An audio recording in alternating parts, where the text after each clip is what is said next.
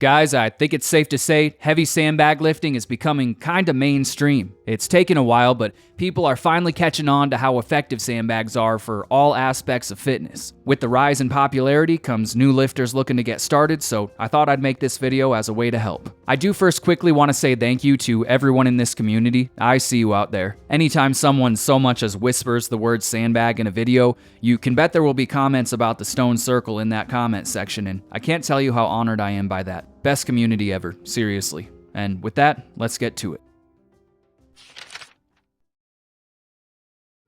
Primal, functional, ancient, and ancestral, farmer, dad, beast, primitive, wild, raw, animalistic, savage. I guess primal and functional again, all of those things. That's sandbag lifting. As funny as it is seeing that list written out, sandbags do represent something that goes beyond ordinary strength training. At the base level, sandbags are basically just large man-made rocks. They feel a bit different to lift than rocks, but they're pretty close, and rocks, or stones, are about as primal as it gets. It's easy to imagine ancient warriors out there building their strength by throwing around heavy boulders, or highland beasts challenging each other to see who can lift the biggest one. Like a stone, a sandbag is a sort of link to the past. The first time you successfully pick one up, there's a good chance you'll feel it. This is what I'm meant for. As much as I think all those funny words are overused, I can't help but feel they apply here. The sandbag transports you to that solitary Icelandic shore, to distant plains, or to wherever comes to mind when you think of the past, to a time when man lived as a part of the land and with it. Fighting a sandbag feels like some kind of ancient, primal fight for survival. With that in mind, it makes sense sandbags are becoming more popular. They're the natural counter to modern-day fitness trends about science-based optimization and all that. No hate, by the way, that stuff's cool too, but sandbags are the opposite. Realizing you can skip all the noise and just lift the heavy, awkward thing like some kind of Viking warrior and still make all the gains is appealing, to say the least. Let's talk about those gains. If you want functional farmer strength, that legendary dad strength, sandbags will get you there. That's part of what makes them so special. Rather than ultra-specific max gym strength, sandbags give you the adaptable strength of someone who is truly strong in every sense of the word. Sandbags develop the strength to survive and thrive in any situation, regardless of the conditions. They fight you every step of the way, no matter what you do with them, and that fight gives you something extra that you won't get elsewhere. Rather than being raised to the perfect height, sandbags lie directly on the ground, and somehow seem to ignore basic gravity in the way they root themselves to it. Rather than textured knurling and skinny handles, sandbags don't give you anything. They're just awkward blobs of mass. If your sandbag isn't packed completely tight, the sand will shift on you as you try to maneuver it too, which gives it an almost lifelike feel. Because nearly every sandbag exercise is made up of multiple parts, they also force you to get really good at pushing through fatigue. For example, if you want to carry a sandbag, you first have to lift it from the ground to your lap, then from your lap to your chest. 2 challenging exercises before even beginning the carry. Everything you do with a sandbag is done from a place of fatigue. They force you to keep fighting, and for that fight, you gain the well-rounded, functional, adaptable strength of someone who embraces strength as a way of life. Surprising to many for some reason, sandbags also build a lot of muscle. Here's a quick litmus test for weeding out the keyboard guys. If someone says something like, sandbags are too fatiguing to build muscle, or sandbags will never be optimal because they don't isolate any one thing, or the sneaky, yeah, sandbags are pretty great for building work capacity, as if to at the same time say, but they won't do what my cable machine will. If you see something like that, you'll know right away that person has never actually lifted a sandbag. Don't listen to them. Sandbags build so much muscle. Let's look at the basic sandbag lift from the ground to the lap. To lift the bag from the ground, your hamstrings, glutes, lower and upper back, forearms, biceps, core, and pecs will all need to work together as one solid mass of muscle to move the thing. Yes, even the arms and chest. Because sandbags are just large, bulky objects with no handles, you have to squeeze them as hard as you can at all times, engaging your chest like at the end of a cable chest fly, or they just won't leave the ground. To lap the bag, you can't keep your elbows locked out like you would when deadlifting a barbell, or the sandbag will just run into your knees on the way up. The lift is more like a deadlift row hybrid, and it hits the upper arms hard. Then there's bracing. You have to bend over pretty far to lift a sandbag to the most awkward position, and your core will be forced to work in a way it's probably not used to. More gains. And that's all just picking the sandbag up off the ground. Now consider the 1,000 different variations in movement you might make as you try to press it or get it to your shoulder. Sandbags give you that "I'm sore in muscles I didn't know I had" feeling. They build muscle, there's no doubt.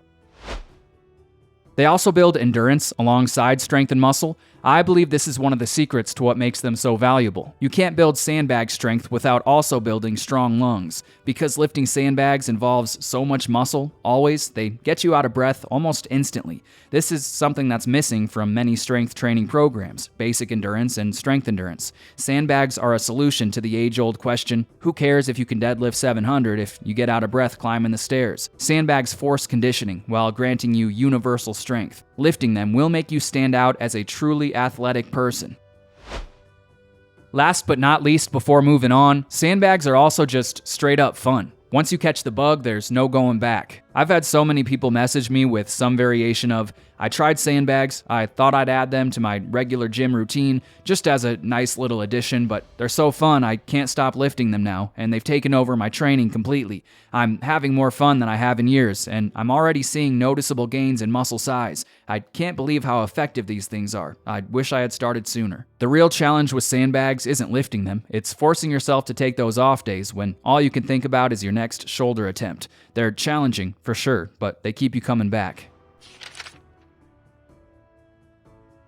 To start, I'd like to quickly talk about choosing a sandbag. You probably have the stuff needed to make a homemade sandbag lying around somewhere already. Making one can be as simple as lining an at least somewhat sturdy bag with trash bags and filling it with whatever you have available. My first sandbag was filled with a bunch of rocks I found in my yard. It worked great.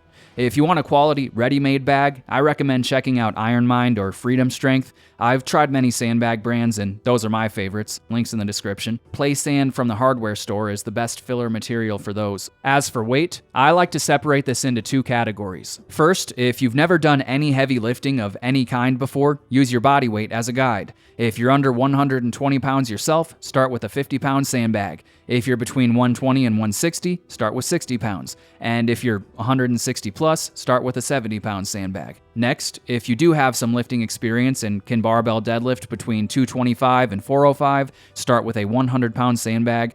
And if you can deadlift more than that, start with 150 pounds. That may seem light, but sand weight feels very different from steel. Keep in mind, a 300-pound sandbag is a lifetime goal for most non-strongman-sized people.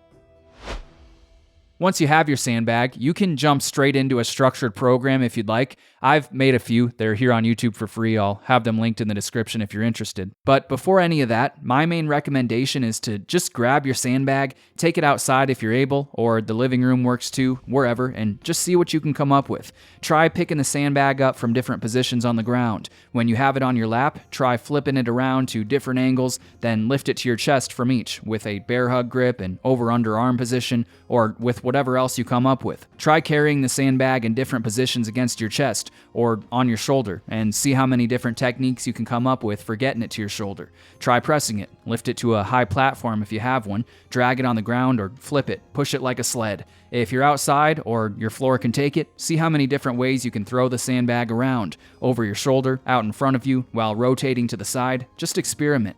You can get creative and combine it with other things too. Run from one side of the yard to the other, pick up the sandbag and carry it for a lap, then run back and repeat once every minute. Shoulder the sandbag, do a burpee, and just keep doing that until you can't. Personally, I want nothing to do with that combination of things, but hey, whatever gets you excited. What you'll quickly realize is, 1, there is skill to lifting sandbags, basic as they may be, and developing that skill is exciting. And 2, lifting a sandbag feels less like training and more like play. That's what sandbags are. They represent the chance to play, to have fun. I could tell you the specifics and cover every minor detail of every sandbag exercise. I do have a bunch of videos on that stuff for when you're ready, by the way, but at the start, you don't really need any of that. Just embrace the joy of exploration. If you haven't lifted one before, a sandbag likely represents new territory, and exploring a new place is always fun. I know sandbags may seem intimidating at first, but I promise they're not. As long as you start light and brace your core correctly using the Valsalva maneuver, it's very unlikely you'll hurt yourself or anything like that. No amount of mental preparation will ever be enough. Just try lifting a sandbag yourself and you'll see. If you're currently running a structured training routine, keep in mind you can't add sandbags to a program without also taking something else out. In the context of a bodybuilding or basic strength training routine, I think of sandbags as a mainly hinge-based, posterior chain dominant training tool. They can replace anything already focused on that. If you currently do good mornings, RDLs, or back extensions, anything like that, adding sandbags to your routine can be as simple as replacing one of those exercises. Rather than 3 sets of back extensions, you might just give yourself 10 minutes at the end of the training day to throw your sandbag around. That's really all there is to it. Do that on as many training days as you'd like.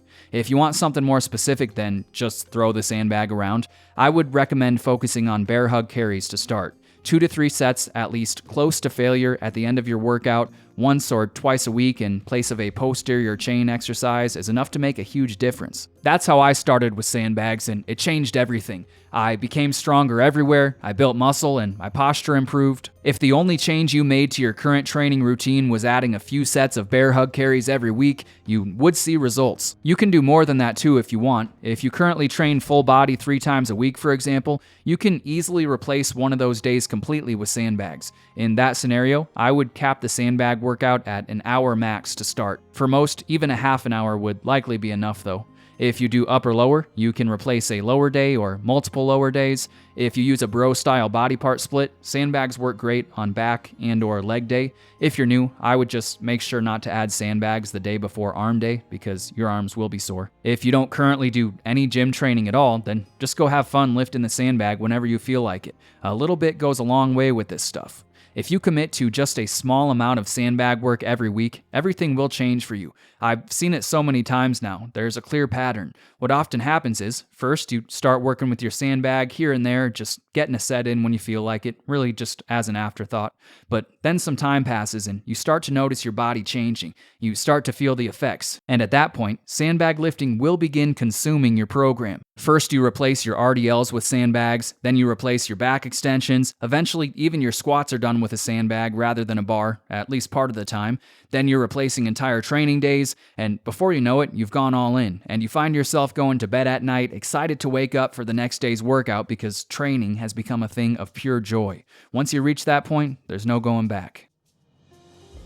I hope that helps. Sandbags are the best, and I'm excited for you to give them a try. If you want more information on specific exercises, check out my other videos. I've made a lot of them. If you want a more detailed introduction to sandbags, consider checking out my first book, Sandbag Hypertrophy, over on Amazon. It's full of motivation and information to get you started.